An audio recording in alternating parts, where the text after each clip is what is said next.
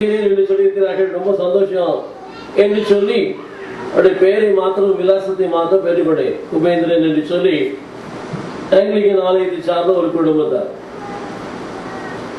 நான் இதை அறிந்திருந்தேன். ஆகவே அவரை வாருங்கள், நீங்கள் வரும்போது நான் இந்தியா திரும்பி விடுவேன் என்று சொல்லிவிட்டு நான் ஒழுங்குகளை மாத்திரம் செய்துவிட்டு வருகிறேன் என்று சொல்லி சொன்னேன். கூட்டங்களை நடந்து சென்ற பொழுது அந்த குடும்பத்தாரை நான் சந்தித்து விட்டு போகலாம் என்று சொல்லி உள்ளத்தில் எண்ணினேன். ஏனென்று சொன்னால் கொழும்பு பகுதியிலே அநேக கடுமையான பாதுகாவலின் சட்டம் நெருக்கிக் கொண்டது. ஒரு புதிதாய் ஒரு வீட்டுக்கு செல்வார் என்று சொன்னால் அக்கம் பக்கத்தில் உள்ளவர்கள் உடனடியாக போலீஸுக்கு தொலைபேசி மூலம் சொல்லிவிடுவார்கள், யாரோ புதுசா வந்திருக்காங்க என்று சொல்லி. அவர்கள் வந்து விசாரிக்கும் போது எல்லாவற்றையும் சொல்ல வேண்டும். இப்படிப்பட்ட சூழ்நிலையிலே அந்த குடும்பத்துக்காக நான் சொல்ல போன போது கேட்டார்கள், இது யார் ஆலோசனை யாருன்னு கேட்டாரு. ரொம்ப பிரச்சனையா போச்சு. என்னன்னா தெரியாதவங்கள்ட்ட இவர் சொல்லிட்டு போயிட்டாரேன்னு சொல்லி, இல்லை அவர் நல்ல ஊழியக்காரர் என்று சொல்லி அவருடைய குறித்த அறிமுகப்படுது. நாங்களே அவர்களுக்கு தெரியாது, ஆனால் நீங்க யாருன்னு எங்களையும் கேட்டாங்க. நாங்க அப்புறம் இந்த மாதிரி இருக்கிறோம், இங்கெல்லாம் இருக்கிறோம்னு சொல்லி சொன்னோம். அவங்களுக்கு எங்க மேல ஒரு சந்தேகம். இப்படிப்பட்ட நேரத்துல அந்த கூட 2 சகோதரிகள் இருந்தாங்க. அந்த வீட்டுக்குள்ள ஜெபம் போனோம். 2 பேருக்கும் பயங்கரமான பிசாசு. 2 பேரும் கீழே விழுந்து உருண்டுட்டு இருக்காங்க. அக்கம் பக்கத்தில் உள்ள வீடுகள் எல்லாம் பாக்குறாங்க. போராட்டமான ஒரு நிலைமை.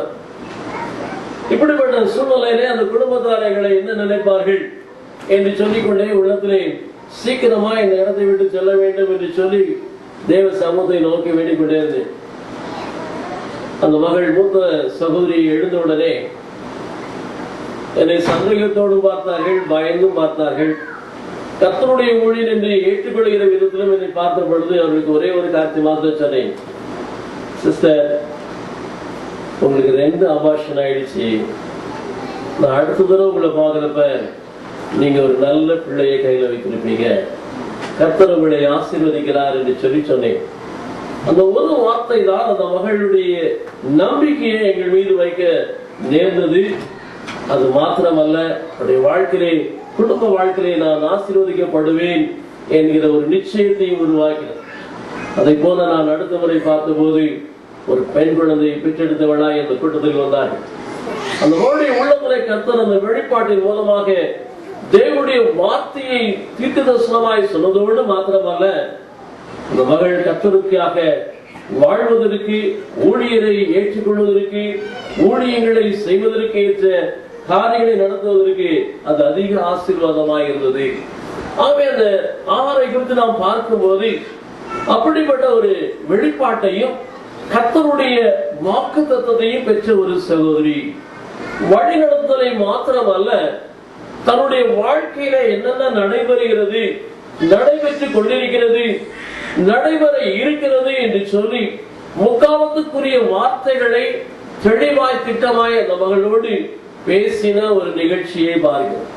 கிறிஸ்துவுக்குள் பிரியமானவர்களே, வாழ்க்கையை நீங்கள் பலவிதமான பெண்கள் என்று சொல்லப்படுகிற தலைப்பின் கீழாய் வாழுகிற எல்லாருடைய வாழ்க்கையிலும் பல போராட்டங்கள் உண்டு, குறைவுகளினாலே நிந்தைகள் உண்டு, பலவிதமான தாகத்தினாலே வேதனை உண்டு. இப்படிப்பட்ட சூழலிலே நம்மை ஒருவர் புரிந்து கொள்வதற்கு இயலாத நிலையில் இருக்கிறார்களே, நம்முடைய வாழ்க்கையின் போராட்டங்களை யாரிடத்திலே பகிர்ந்து கொள்ளவும் சொந்த கணவனிடம் கூட சொல்ல முடியாத நிலை எனக்கு உண்டு என்று சொல்லி தவிக்கிற மக்களும் உண்டு. இந்த வேதனை நிறைந்த ஒரு வாழ்க்கையை நாம் பார்க்கிறோம். ஆனால் இவைகளில் எல்லாவற்றிலும் நமக்கு ஆறுதலாயும், நமக்கு தேர்தலாயும், நம்மை ஆசீர்வதிக்கிறவராயும் கர்த்தராகிய இயேசு கிறிஸ்து நம்முடைய தூய ஆவியானவரை கொண்டு நம்மோடு இடைபடுகிறவராய் இருக்கிறார். ஹல்லேலூயா, ஹல்லேலூயா. அநேகருடைய வாழ்க்கையிலே அவருடைய வழிநடத்தலை பெற்றும், அவருடைய ஆறுதலின் வார்த்தைகளை கேட்டும், அவருடைய வாக்குத்தத்தங்களை பெற்றும் அவர்கள் சோர்ந்து போனவர்களாக, நம்பாதவர்களாய் வாழுகிறார்கள். இந்த ஆகாருடைய வாழ்க்கையிலும் இப்படிப்பட்ட ஒரு வாக்குத்தத்தத்தை, பிள்ளையை குறித்து அவள் பெற்றுக்கொண்ட நிகழ்வை பார்க்கிறோம். பின்பு ஆகாருடைய வாழ்க்கையிலே ஒரு பெரிதான ஆவிக்குரிய ஒரு ஆசீர்வாதமான நிலையை பார்க்கிறோம். 13ஆம் வாக்கியத்தை பார்க்கிறோம். என்னை காண்பவரை நானும் இவ்விடத்தில் கண்டேன் அல்லவா என்று சொல்லி தன்னோடு பேசின கர்த்தருக்கு நீர் என்னை காண்கிற தேவன் என்று பெயரிட்டார். ஆவிக்குரிய கண்கள் திறக்கப்பட்ட ஒரு நிலைமை, ஆவிக்குரிய கண்கள் திறக்கப்பட்ட மேலான ஒரு பாக்கியமான ஒரு நிலைமை.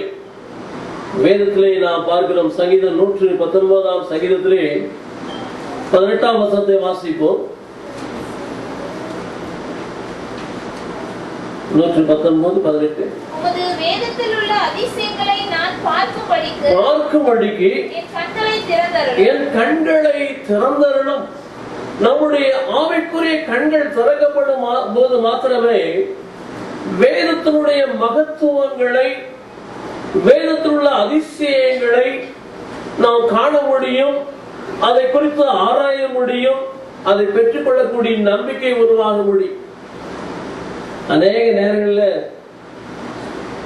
என்னைக்கும் போல நம்ம அந்த வேதத்தையே வாசித்துட்டு இருக்கிறோம், வாசித்துக் கொண்டுதான் இருக்கிறோம். அதை படிக்கிறது கூட கிடையாது. இந்த வாசிக்கிறது படிக்கிறதுலாம் ஒரு இளம் பிள்ளைகளுக்குரிய காரியம். ஆனா நம்முடைய வாழ்க்கையிலே அதை ஒவ்வொரு நாளும் ஆராய்வதற்கு இடம் கொடுக்க வேண்டும். இந்த வேதத்தை ஆராய்வதற்கு நம்முடைய அவர் தேவனுடைய மகத்துவமான சுவிசேஷத்தை காண முடியும். 2 கொரிந்தியர் 4 வசனத்தை வாசிப்போம்.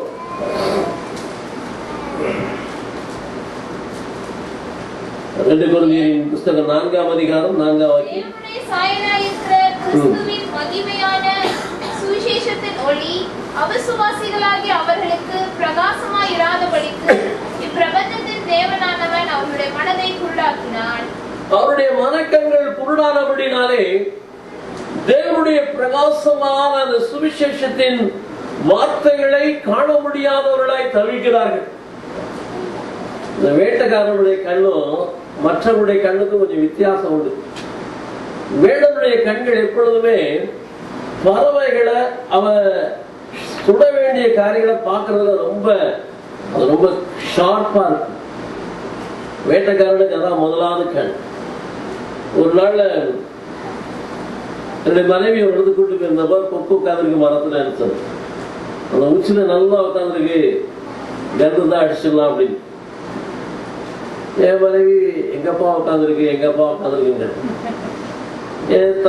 கடைசி பையனும் நல்லா ஷூட் பண்ணுவான். இந்த மாதிரி நல்லா உட்காந்துருக்கு, இந்த மாதிரி கண்ணு தெரியான்னு.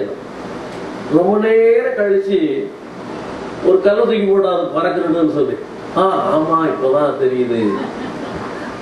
அந்த வேட்டைக்கார கண்ணுக்கும் இருக்கு. அநேக நேரங்களில் நாங்க எங்க எல்லைகளில் உள்ள பாம்புகளை தான் அடிப்போம். இந்த பாம்பு யாருக்குமே தெரியாது. இந்த மாதிரி அங்க ஒரு பாம்பு இருக்கு அடிப்போம்னு சொல்லுவோம்.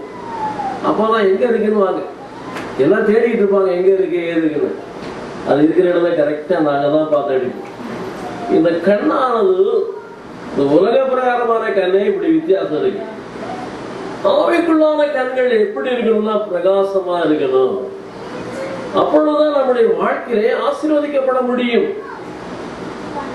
தாவீது சங்கீதம் 13:3 என் கண்களை தெளிவாக்கும், நான் மரண நித்திரை அடையாதபடி என் கண்களை தெளிவாக்கும். கண்கள் வாழ்க்கையிலே மிகவும் முக்கியமான ஒரு உறுப்பாக இருக்கிறது. நமக்குள்ள ஆவிக்குள்ளான கண்கள் அதை விட பெரிதான முக்கியமானதாக இருக்கிறது. அவை தேவனுடைய தரிசனங்களை, தேவனுடைய காரியங்களை காண்பதற்கு முக்கியமாய் நம்முடைய வாழ்க்கையை அமையக்கூடியது இந்த கண்ணானதாக இருக்கிறது. ஆகவே தான் இந்த